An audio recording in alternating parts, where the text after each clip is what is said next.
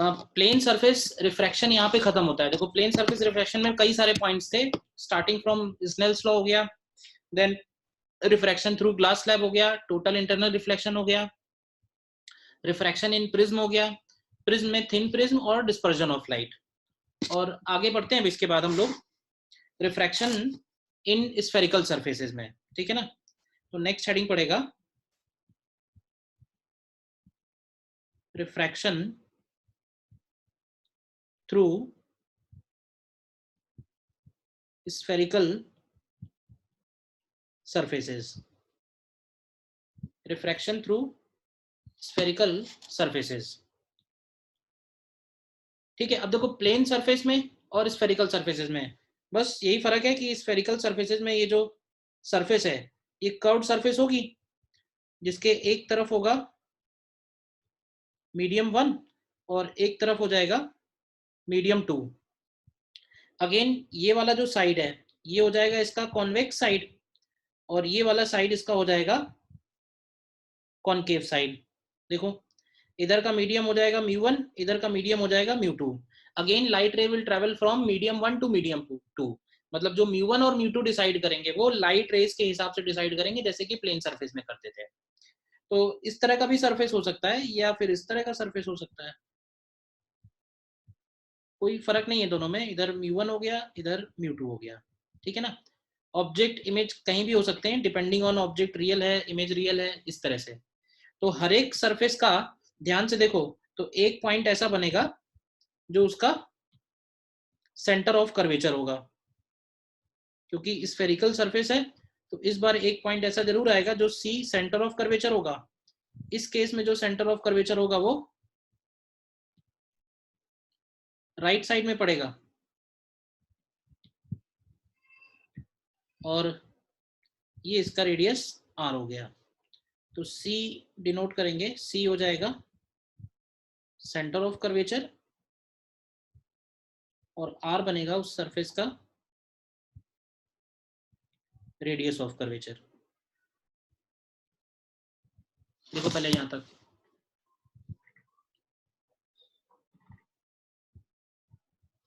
Clear है इतना introduction.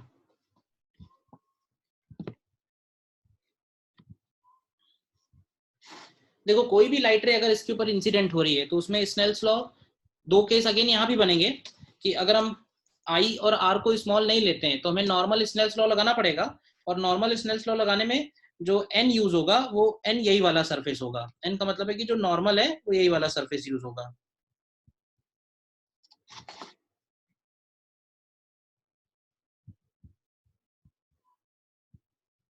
देखो ध्यान से, ठीक है। तो इसमें इसमें ज्यादा वैसे नहीं है ऑप्शंस, तो सीधे सीधे इसमें आते हैं इमेज फॉर्मेशन में।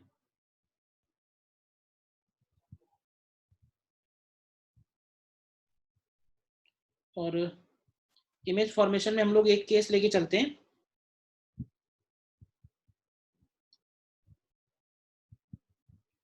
तो ये इसका पोल पी हो गया, ये इसका प्रिंसिपल एक्सिस हो गया, ठीक है। ऑब्जेक्ट हम सामने कहीं ओ एज्यूम कर लेते हैं और एक लाइट रे इंसिडेंट कराते हैं ऑब्जेक्ट से। तो ये लाइट रे ऑब्जेक्ट से इंसिडेंट हुई है, इस पॉइंट पे हम लोग नॉर्मल बना लेते हैं। ये नॉर्मल हो गया, और नॉर्मल प्रिंसिपल एक्सिस को जिस पॉइंट पे इंटरसेक्ट करेगा वो पॉइंट इसका सेंटर ऑफ कर्वेचर हो जाएगा। देखो तो इन दोनों के बीच में जो एंगल होगा ये हो जाएगा एंगल ऑफ इंसिडेंस। अच्छा, इसके बाद लाइट रे का क्या होगा वो डिपेंड करेगा कि जो मीडियम 1 है और जो मीडियम 2 है कौन डेंसर है कौन रेयरर है। मतलब ये लाइट रे टुवर्ड्स नॉर्मल भी बेंड हो सकती है, अवे भी बेंड हो सकती है। फिलहाल हम लोग तो कोई भी केस सॉल्व कर रहे हैं तो हम कहीं भी बेंड कर देते हैं। तो सपोज हमने इसको अवे बेंड कर दिया है, तो अवे बेंड किया है तो ये वाला एंगल आर होगा, और अगर इतना ज्यादा अवे बेंड होगा तो आई रियल बन जाएगा। यहाँ पे तुम देख सकते हो ये जो ऑब्जेक्ट है ये भी रियल बनेगा, और जो इमेज है ये भी इसमें रियल बनेगा। यहाँ पे ऐसे केसेस होंगे आई और आर की वैल्यूज पे।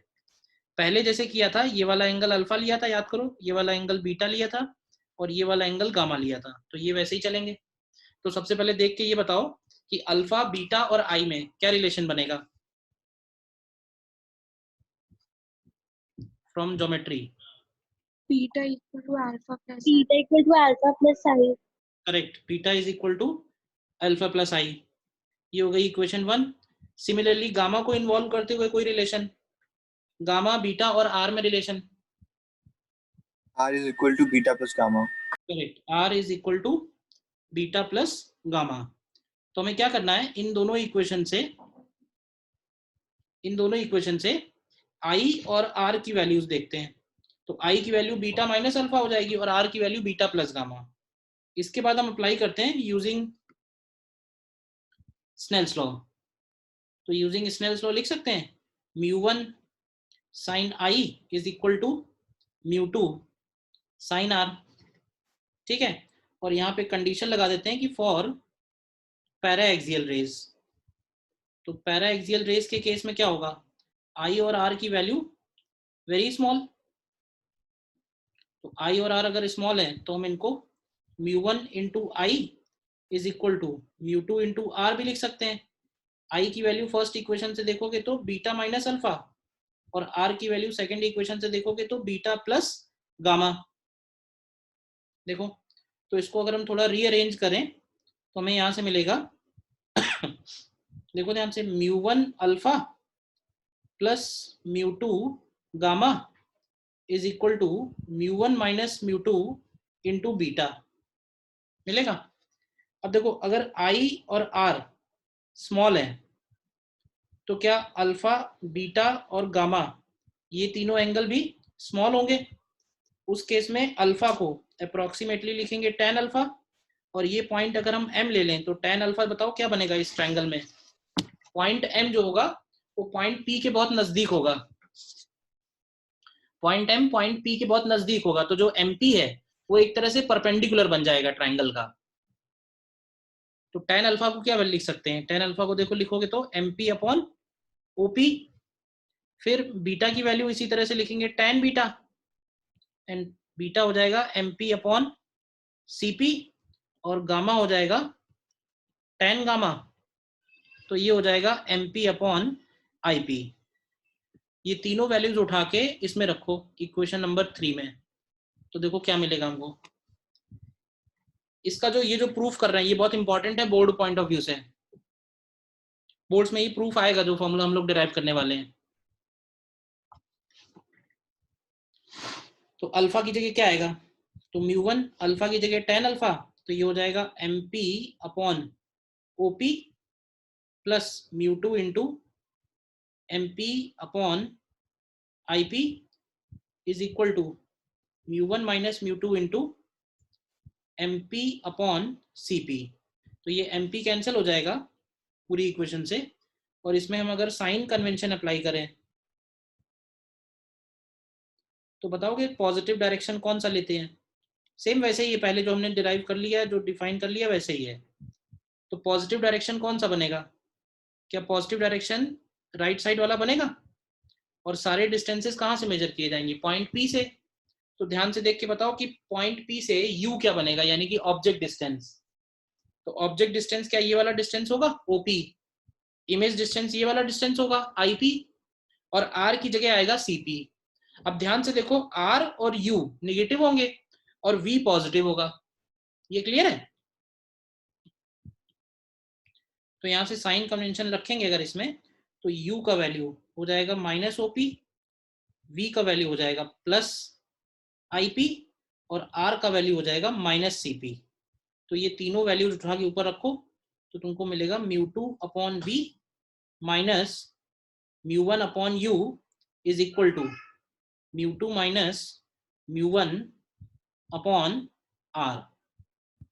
तो ये एक फॉर्मूला निकल के आएगा which is for refraction through spherical surfaces का। ध्यान से एक बार देख लो पूरा प्रूफ, कहीं डाउट है बताओ? प्रूफ ये बहुत इंपॉर्टेंट है बोर्ड पॉइंट ऑफ व्यू से, तो एक बार ध्यान से समझ लो, कहीं कोई डाउट है बताओ? बोर्ड्स में अक्सर आता है ये प्रूफ करने के लिए।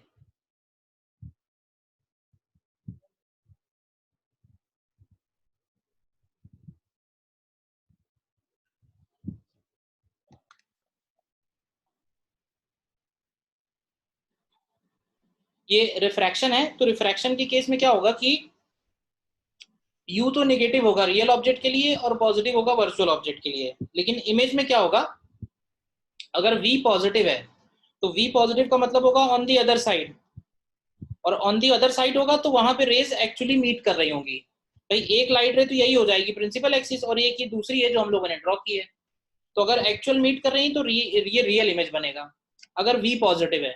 अगेन मैंने कहा कि ना ये एक पर्टिकुलर केस के लिए हम लोगों ने फॉर्मूला डिराइव किया है, सारे केस में वैलिड हो, इसीलिए ये साइन कन्वेंशन इंट्रोड्यूस हुआ है। तो ये बात मैं पहले ही बता चुका हूँ कि ऐसा क्यों करते हैं, ऑप्टिक्स में साइन कन्वेंशन का यूज क्या है, इस बारे में पहले ही बात हो चुकी है मिरर फॉर्मूला जब डिराइव किया था। ठीक है, नेक्स्ट इसमें एक फॉर्मूला और जरूरत पड़ेगा और वो है मैग्निफिकेशन का, तो नेक्स्ट साइड डालेंगे लैटरल और ट्रांसफर्स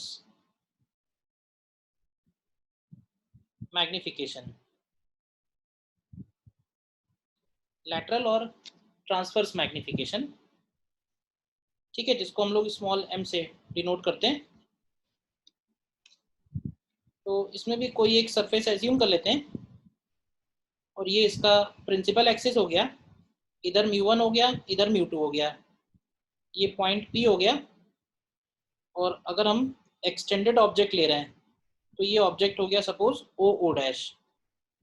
तो देखो क्या करो कि एक लाइट रे इसमें एज्यूम करते हैं, light ray which is incident at pole, तो ये होगा, तो आफ्टर रिफ्रैक्शन सपोज ये इधर जा रही होगी, तो जो इसका इमेज बन रहा है सपोज वो ये वाला इमेज हो गया,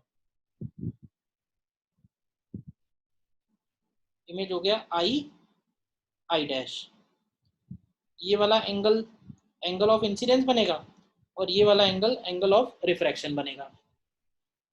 ठीक है ना, क्योंकि पोल पे जो नॉर्मल है वो प्रिंसिपल एक्सिस है। तो अगेन यूजिंग स्नेल्स लॉ क्या लिखेंगे,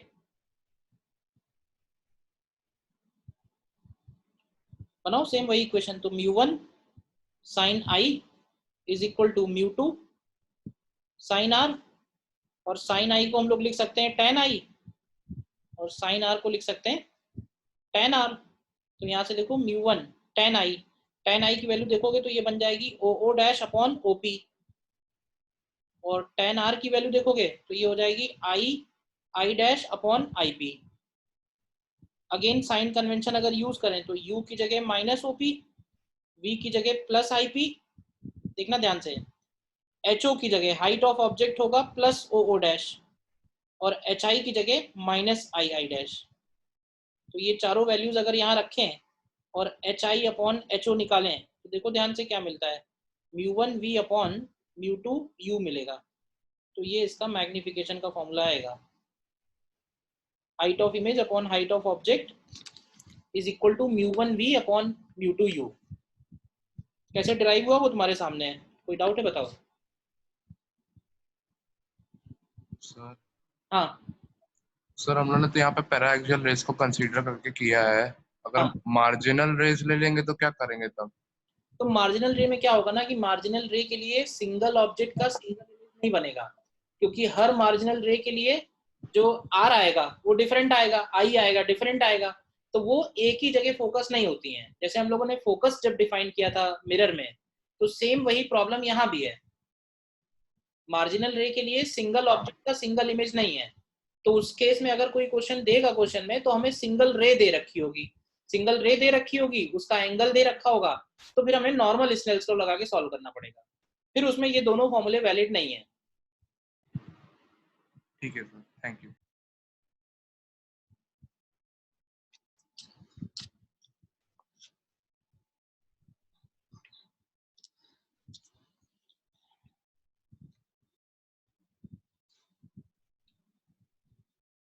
ठीक है ना, इसमें तो हमें फिलहाल ये देखना है दोनों फॉर्मूले जब हम यूज करेंगे तो सबसे पहले आता है साइन कन्वेंशन। साइन कन्वेंशन कैसे लेना है, साइन कन्वेंशन लेना है हमें डायरेक्शन ऑफ इंसिडेंट रे से, जो इंसिडेंट रे का डायरेक्शन है वो पॉजिटिव डायरेक्शन है। फिर दूसरी बात आती है कि सारे के सारे डिस्टेंसेस कहाँ से मेजर होंगे, तो सारे डिस्टेंसेस पोल से मेजर होंगे।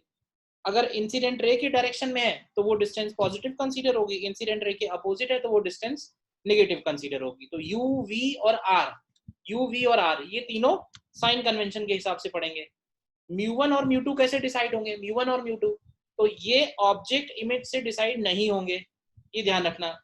ऑब्जेक्ट रियल है इसलिए वो म्यू1 में है, अगर ऑब्जेक्ट वर्चुअल हो जाएगा तो वो म्यू2 में चला जाएगा, लेकिन जो रे है वो हमेशा 1 मीडियम से 2 मीडियम में जाएगी। तो ये शुरू से ऐसा ही कन्वेंशन चल रहा है स्नेल्स लॉ से।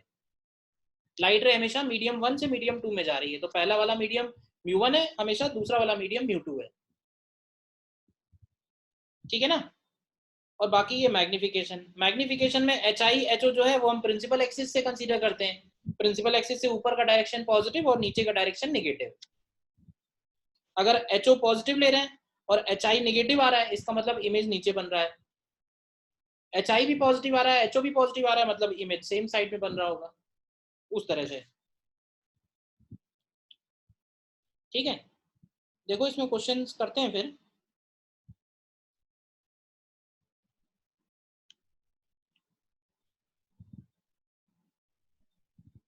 सपोज इसमें ये एक फिश एक्वेरियम गिवन है जिसका शेप स्फेरिकल है और इसका जो ग्लास है वो बहुत थिन ग्लास है, मतलब मेनली हमें जो रिफ्रैक्शन लेना है वो वाटर की वजह से लेना है, वाटर जिसका म्यू हो जाएगा 4/3 और रेडियस इसका दिया हुआ है सपोज 10 सेंटीमीटर। और इसमें सपोज ये हो गया इसका सेंटर, और सेंटर से सपोज 5 सेंटीमीटर डिस्टेंस पे ये एक छोटी सी फिश है और इस फिश को ऑब्जर्वर O1 और ऑब्जर्वर O2 देख रहे हैं। ऑब्जर्वर O1 और ऑब्जर्वर O2 की जो पोजीशन है वो प्रिंसिपल एक्सिस के बहुत नजदीक है, यानी कि पैराएक्सियल वाली कंडीशन सेटिस्फाई बनेगी। तो हमें इसमें निकालना है find apparent distances of images of fish with respect to observer O1 and O2। मतलब O1 के हिसाब से वो फिश का जो डिस्टेंस है apparent डिस्टेंस वो कितना होगा और O2 के हिसाब से कितना होगा। ऊपर जो फॉर्मूला मैंने डिराइव किया है μ2/v minus μ1/u equal to μ2 minus μ1/r, वो यूज होना है यहाँ पे। ट्राई करो पहले, अपने आप बताओ।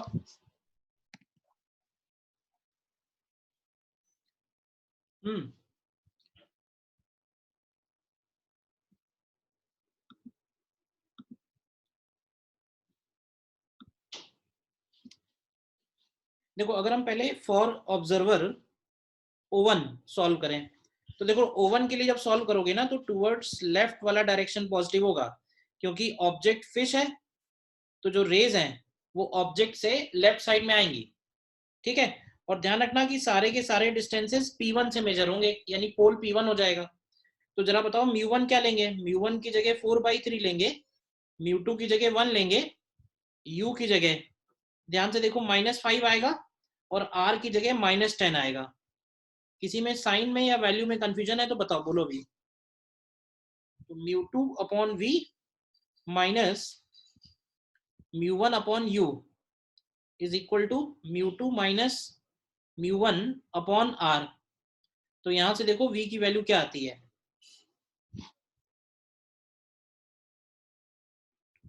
फॉर O2 के लिए फिर इस बार हाँ 15 सेंटीमीटर। -15।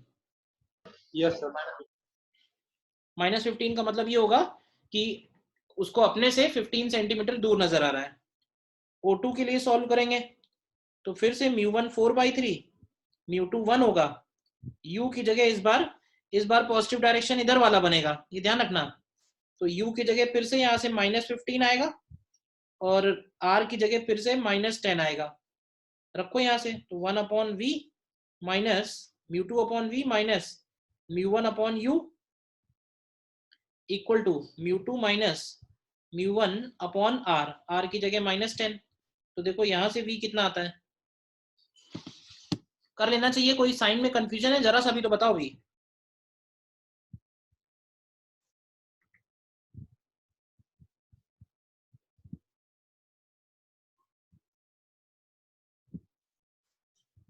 तो फर्स्ट में O1 के लिए V -30/7 आ रहा है।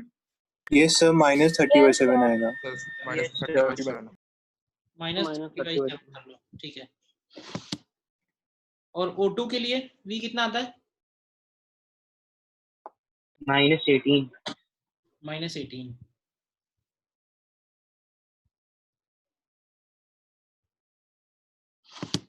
बताओ, प्रोसेस क्लियर है?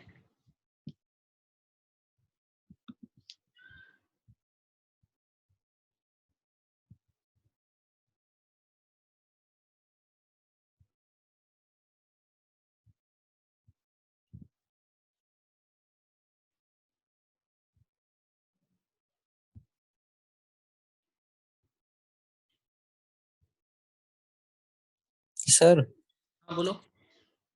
सर हमने -5 और -10 क्यों लिखा है उसको, U और R को? R कितना दिया हुआ है? माइनस क्यों लिखा है ना, नहीं यही सर, प्रॉब्लम है। पॉजिटिव नहीं सर, डायरेक्शन। जब हमने सर पहले डिराइव किया था फॉर्मूला, तो हमने साइन कन्वेंशन यूज कर तो लिया था एक बार। अरे तो साइन कन्वेंशन के फॉर्म में बनाया है हमने इस फॉर्मूले को।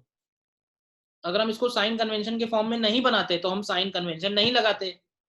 हमने इस फॉर्मूले को कन्वर्ट किया है साइन कन्वेंशन के लिए यूज करने के लिए, तो साइन कन्वेंशन लगा के ही तो यूज होगा फॉर्मूला।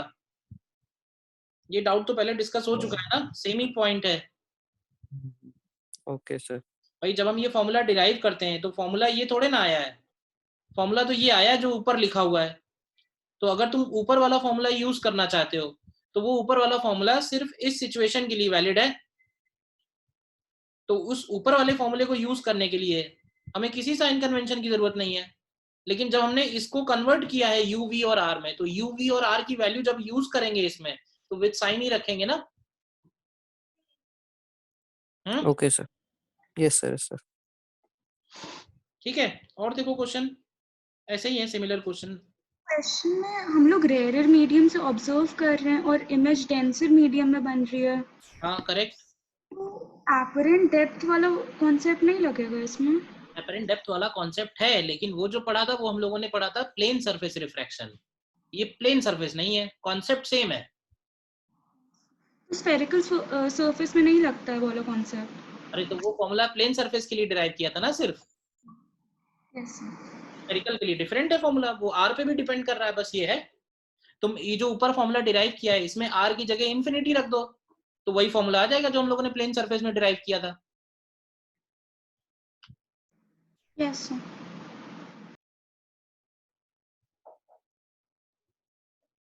ठीक है, और देखो। सर एक बार और बता दीजिए सर, ये U और R को तो नेगेटिव हमने मान के ही फॉर्मूला डिराइव किया था पहले, हाँ तो सर फिर इधर भी U और R नेगेटिव है।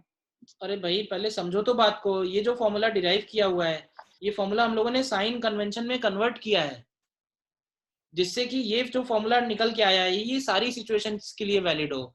यू नेगेटिव हो, वी नेगेटिव हो, आर पॉजिटिव हो, कुछ भी हो, तीनों के सारे साइंस के लिए वैलिड हो ये फॉर्मूला। जबकि हमने जब डिराइव किया है तो वो सिर्फ इस डायग्राम के लिए डिराइव किया है।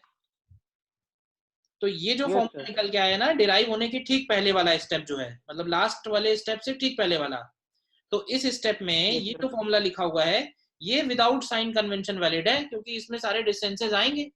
बट प्रॉब्लम ये है कि ये जो फॉर्मूला है वो सिर्फ इस डायग्राम के लिए ट्रू है जो डायग्राम बोलो ठीक बना हुआ है। है। हम अगर ठीक है चाहते ठीक हैं कि है। वो सारी सिचुएशंस के लिए वैलिड हो तो हमें साइन कन्वेंशन में कन्वर्ट कर लिया हमने उसको। ठीक सर। पूरे ऑप्टिक्स में यही रीजन है, पूरा हर जगह।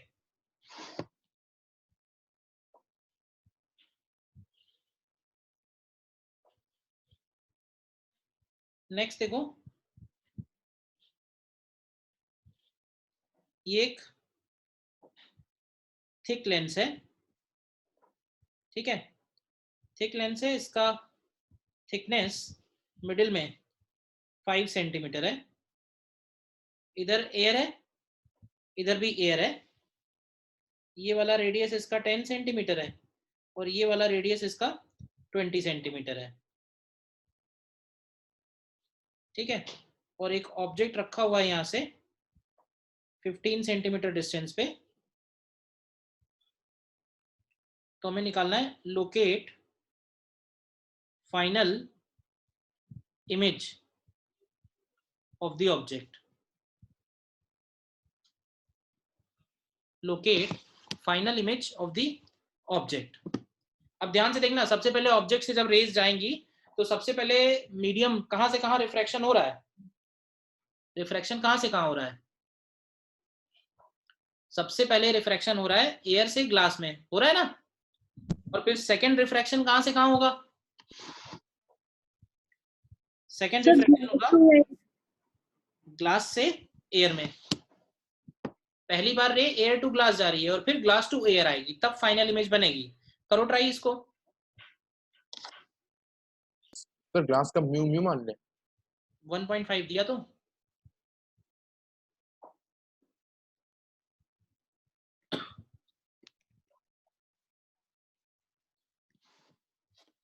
देखो, इसमें राइट साइड पॉजिटिव रहेगी दोनों ही रिफ्रैक्शन के लिए, क्योंकि रे राइट में ही जा रही है। ये वाला पॉइंट P1 होगा, ये वाला पॉइंट P2 होगा। तो सबसे पहले लिखेंगे फर्स्ट रिफ्रैक्शन। तो फर्स्ट रिफ्रैक्शन कहां से कहां हो रहा है? फर्स्ट रिफ्रैक्शन हो रहा है एयर टू ग्लास, ठीक है। और इसमें μ1 की जगह 1 आएगा और μ2 की जगह 1.5 आएगा। इतना क्लियर है? और u की वैल्यू ध्यान से चेक करो तो -15 होगी, और r की वैल्यू पहले वाले सरफेस के लिए देखो तो +10 पड़ेगी। +10 क्यों? क्लियर है? क्योंकि ये जो सरफेस है पहली वाली, इसका सेंटर राइट में होगा। रखो इसमें, तो क्या आएगा? μ2 upon v minus μ1 upon u is equal to μ2 minus μ1 upon r। तो यहां से v निकालो, क्या आता है? -90 माइनस 90 माइनस 90 सेंटीमीटर आ रहा है। तो ये हो गया सपोज से इमेज I1, ठीक है।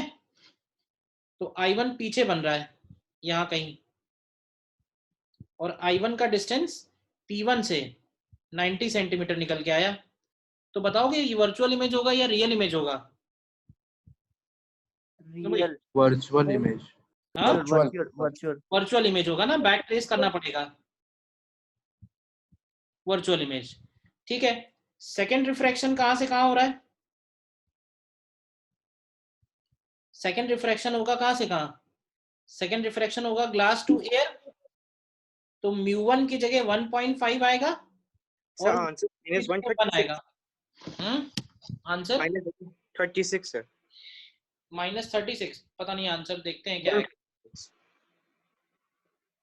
μ1 μ2 क्लियर है? सेकंड रिफ्रैक्शन के लिए किसी को ये कंफ्यूजन तो नहीं है कि जो I1 है वो तो एयर में है? u का वैल्यू ध्यान से देखना। अब u का वैल्यू P2 से मेजर होगा, क्योंकि सेकंड रिफ्रैक्शन P2 पे हो रहा है। तो P2 से अगर डिस्टेंस लेंगे तो -95 पड़ेगा, और r की वैल्यू ध्यान से देखो तो -20 पड़ेगी। अब रखो ये सब, तो क्या आएगा? μ2 upon v minus μ1 upon u मतलब -95 is equal to μ2 minus μ1 upon r की जगह -20। अब बताओ यहां से क्या आता है? v 760/7 प्लस में आ रहा है। 760/7 आ रहा है बोल रहे हैं, देखो, ठीक है ना। यानी कि यस सर, यही आ फाइनल इमेज जो है वो रियल बन रही है। समझ में है ना? यहाँ कहीं बन रही होगी ये I2, यहां से 760/7 सेंटीमीटर। देखो, रे डायग्राम बनाओ या रे डायग्राम मत बनाओ, लेकिन दिमाग में जरूर रे डायग्राम चलना चाहिए कि हो क्या रहा होगा। तो यहाँ कुछ इस तरह का हो रहा है, यहां से रे गई होगी, फिर ये इधर की तरफ बेंड हुई होगी, इधर बेंड हुई होगी, तो हमें यहां से उसको बैक ट्रेस करना पड़ा, तो I1 बना। अब I1 जो है सेकंड सरफेस के लिए ऑब्जेक्ट का काम करेगा, तो इसका फाइनल इमेज यहां बन रहा है। ये है रे डायग्राम, क्लियर है?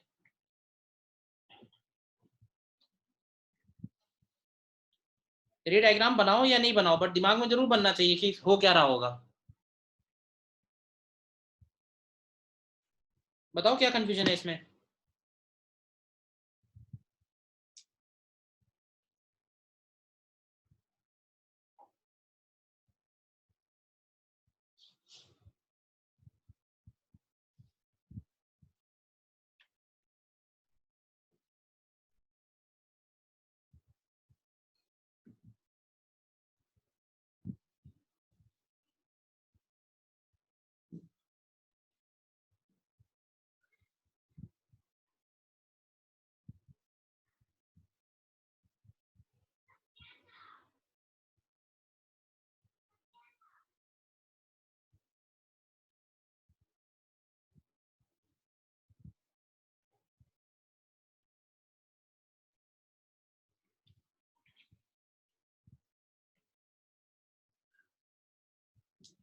क्लियर है, कोई डाउट नहीं।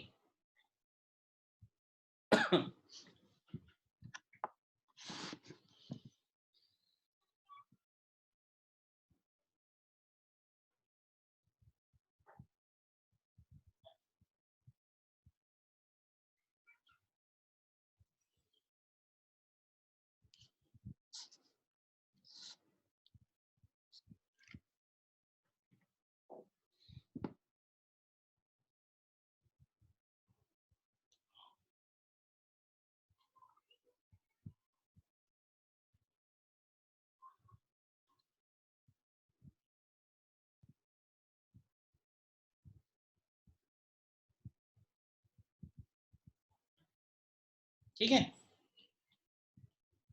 नेक्स्ट देखो चलो।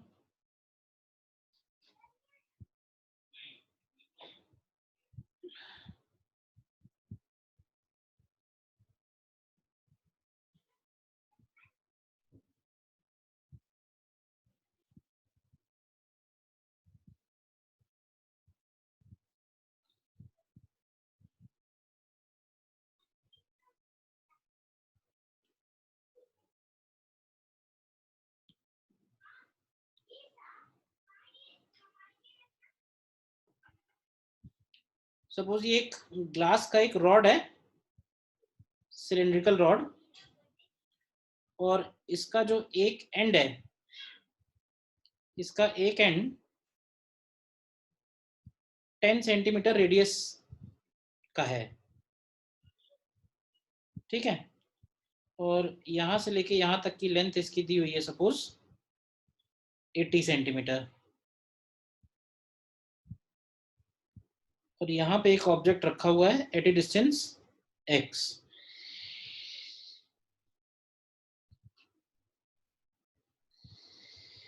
ठीक है, तो हमें निकालना है find distance of object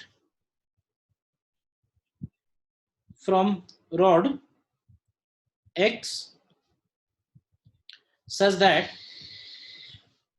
such that final image is formed at object itself. Final image is formed at object itself. Sir वो आखिरी एंड पे ग्लास लगा है ना, मतलब मिरर। सिल्वरिंग कर दी है, हाँ मिरर हो जाएगा, लास्ट में मिरर है वो सिल्वरिंग कर दी है। देखो करो ट्राई। इसके पहले वाले में कोई डाउट है अभी भी बताओ।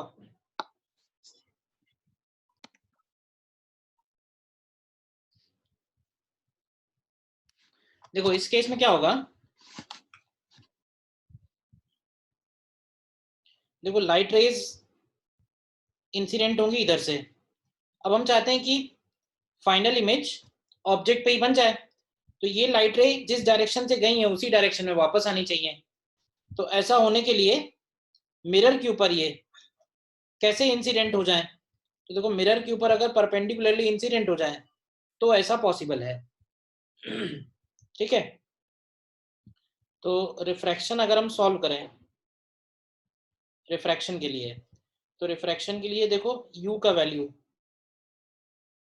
माइनस एक्स है, v का वैल्यू हम चाहते हैं इन्फिनिटी हो, μ1 की जगह 1 होगा, μ2 की जगह 1.5 है, और r की जगह ध्यान से देखो तो प्लस 10 सेंटीमीटर होगा।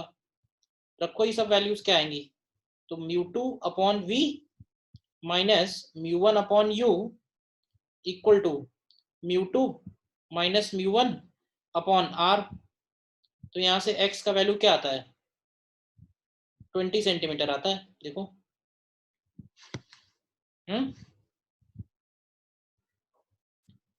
बताओ। एक पॉसिबिलिटी और हो सकती है, क्या हो सकती है कि मान लो कोई लाइट रे ऐसे जाए कि वो इसके ऊपर इंसिडेंट हुई और इसके बाद वो मिरर के पोल पे इंसिडेंट हो जाए। तो मिरर के पोल पे अगर इंसिडेंट हुई तो वहां से वो उतना ही एंगल बनाते हुए वापस आएगी, और अगर उतना ही एंगल बनाते हुए वापस आई तो फिर वो इस लाइट रे को फॉलो कर सकती है। मतलब जिस डायरेक्शन से जाएगी,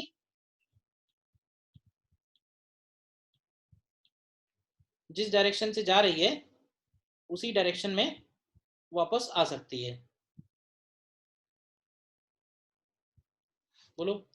तो एक केस इसमें और बन सकता है, दो अलग अलग केस होंगे। तो दूसरे केस में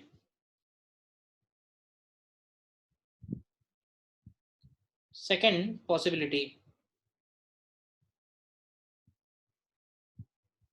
तो सेकंड पॉसिबिलिटी के लिए μ1 μ2 तो वही रहेंगे, v की जगह इस बार हम लोग प्लस 80 सेंटीमीटर लिख सकते हैं। तो देखो लिखो इसमें क्या आएगा, μ2 upon v minus μ1 upon u equal to μ2 minus μ1 upon r। तो देखो यहाँ से 1/x क्या आता है, 1/x इज 1/20 माइनस 3/160। तो x कितना मिलता है यहाँ से, क्यों भाई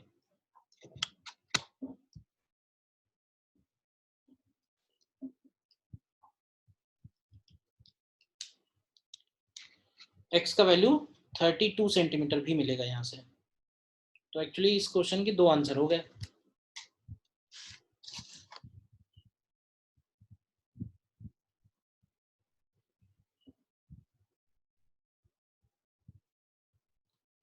इस क्वेश्चन के दो आंसर हो गए, देखो ध्यान से।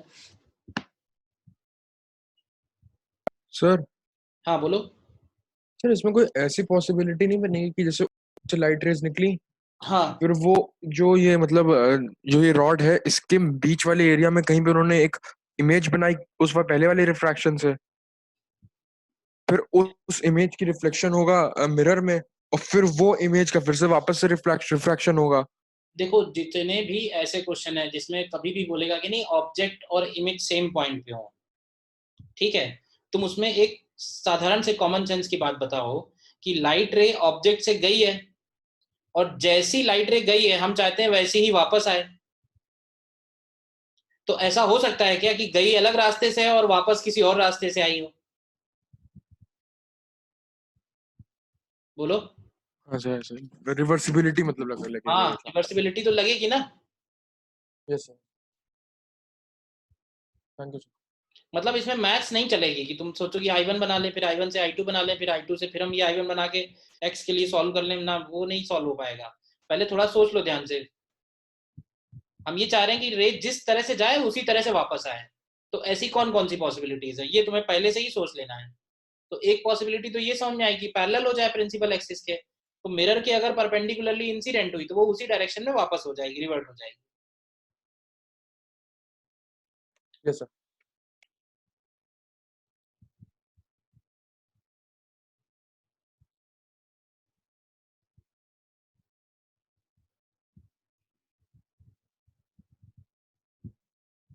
ठीक है।